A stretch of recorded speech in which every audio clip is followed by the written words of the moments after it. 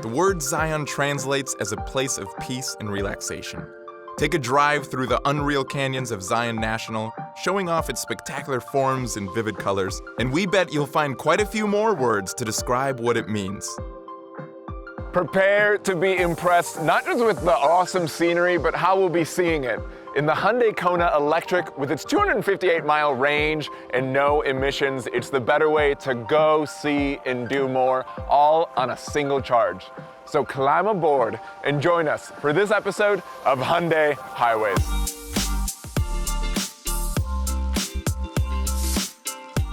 Our journey takes us east on State Road 9. We'll take an excursion up and back on Floor of the Canyon Road before continuing on the 9 and making our last stop in Mount Carmel Junction. So we're on our way to meet our guide, and I'm not making this up. Her name is Scout. Has there ever been a name more perfect for a guide? I think not.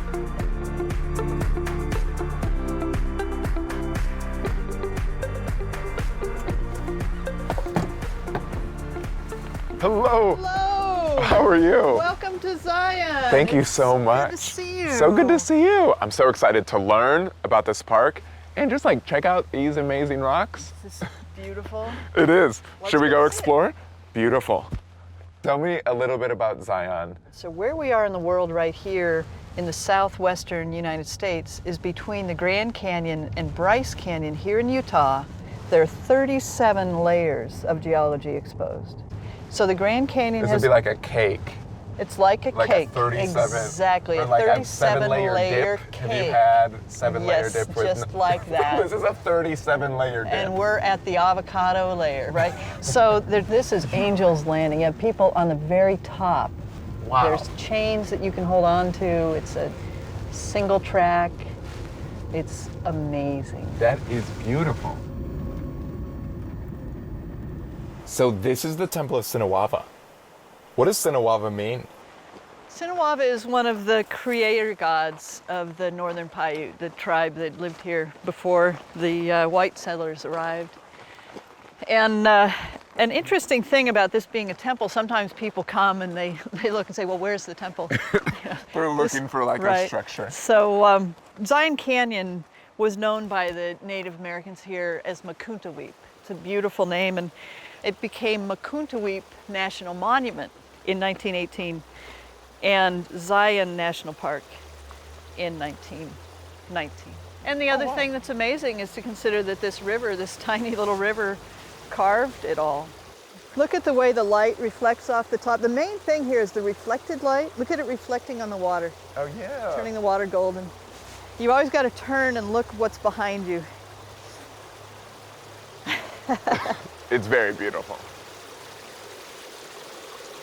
And what I have personally witnessed over the years of guiding here is that what we're doing is getting better and better and better at taking care of what we love and loving each other and helping each other be good people here. Scout, do you write poetry? I feel like you do. If not, you should. I do. Yeah, I saw that coming. Heck yeah. Let's keep exploring other parts of the park, and then you just keep dropping beautiful poetry and wisdom. Now we're heading to check out the Great Arch of Zion, which is way more popular than the merely adequate Arch of Zion.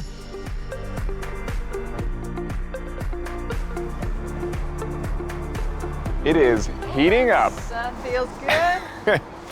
The sun feels amazing. And this view is amazing. This is the Great Arch of The Zion. Great Arch of Zion. Yep. Yes. It's an arch because that's the natural way that when the rock falls out, when Okay. it's eroding, it is almost always a natural arch So like there that. was rock there. There and was it- rock there that fell fell. out.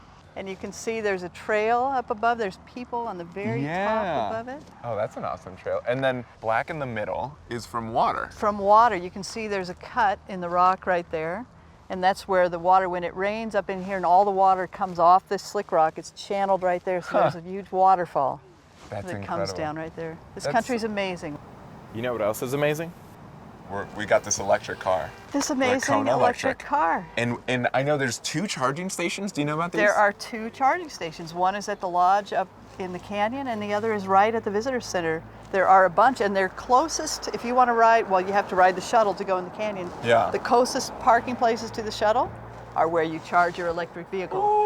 You get prime seating, another another incentive. perk. Yeah, another perk to be in an electric car. That's so good. I mean, they're doing what we're doing, saying, hey, you can do a road trip in an electric car. Yes. Like, you can come here and check out all this beautiful nature, and also do it in a way that is good to Exactly. nature. If you're a fan of engineering marvels, driving through the Zion Mount Carmel tunnel will really get your adrenaline pumping, especially if you're claustrophobic like I am. All right, so we're about to go in to this tunnel. We're going into this amazing tunnel. Oh, wow. It is dark. I guess I should have assumed that. Yeah, so being the daughter of an engineer, I have to say this tunnel of ours is amazing to me. Just thinking about what it took to build this tunnel. And when you drive through it, you'll see that there are windows occasionally, and I always thought that those must have been for ventilation or something to let the air move through. The way they built this tunnel is they went up to 6 places and they blew holes into the rock, pulled the rubble out, and then from each of those holes they worked in both directions to meet in the middle. So there's one of these holes every time the tunnel turns, because you'll see this tunnel turns going through this rock. It says it's 1.1 miles. 1.1 miles. And they're going 1 through foot at a time. solid rock, yeah. Here's the light at the end of the tunnel. light at the end of the tunnel. Literally. So we're on our way to Checkerboard. Checkerboard Mesa. Checkerboard Mesa. What is that another rock formation? It Are we is. playing checkers? It is. We could play checkers. You know, it'd sound a lot classier if they called it the chessboard Mesa. I'm just saying.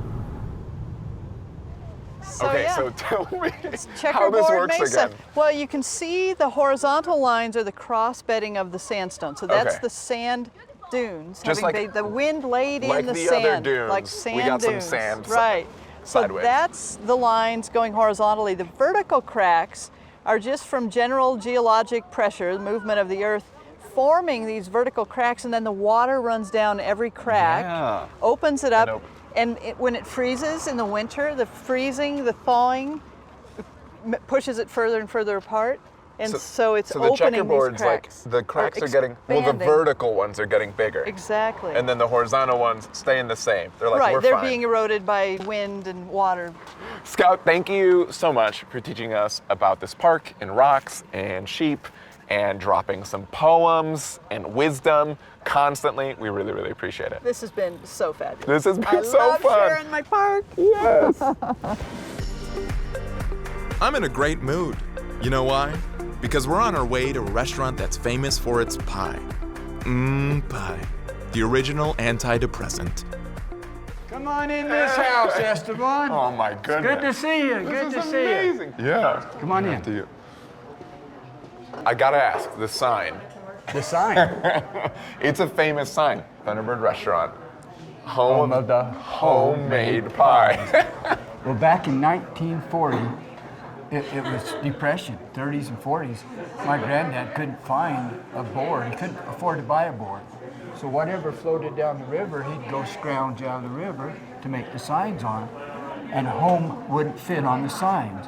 So he would shorten it down to home of the homemade pies to fit on the boards that he would find. So he literally couldn't, homemade was too long.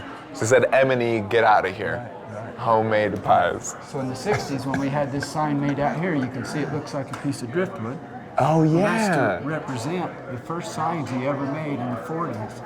And we put that on the bottom of the sign when we built it. Wow. Here is the pie. All right. So this is Thunderberry. This is Thunderberry. Thank you, Lloyd. Thank you, Lloyd. Tell me the berries that are in this again. Blueberries, blackberries, raspberries, strawberries. Cheers. Cheers. Isn't that good? That is so good. Ed, thank you so much for the tour, for the history, for the pie. I really appreciate it. And we this is in the middle of so many beautiful national parks, and it the sign, just everything about this is so lovely, and I appreciate you taking the time to talk to us. You bet. Well, it's fun. Thank you for stopping in and seeing us. Oh my gosh, we'll see you soon. again. Yeah, I'm coming back. Of course. I'm coming back. Brian. Everybody comes back.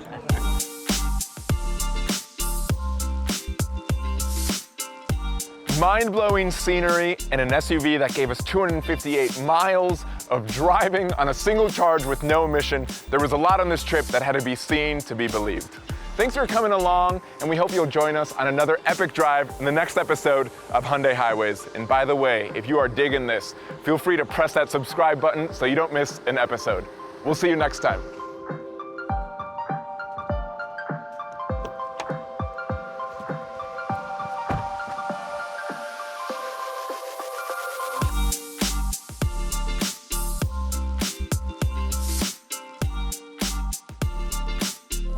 Make sure you check out more episodes of Hyundai Highways, and don't forget to like and subscribe below.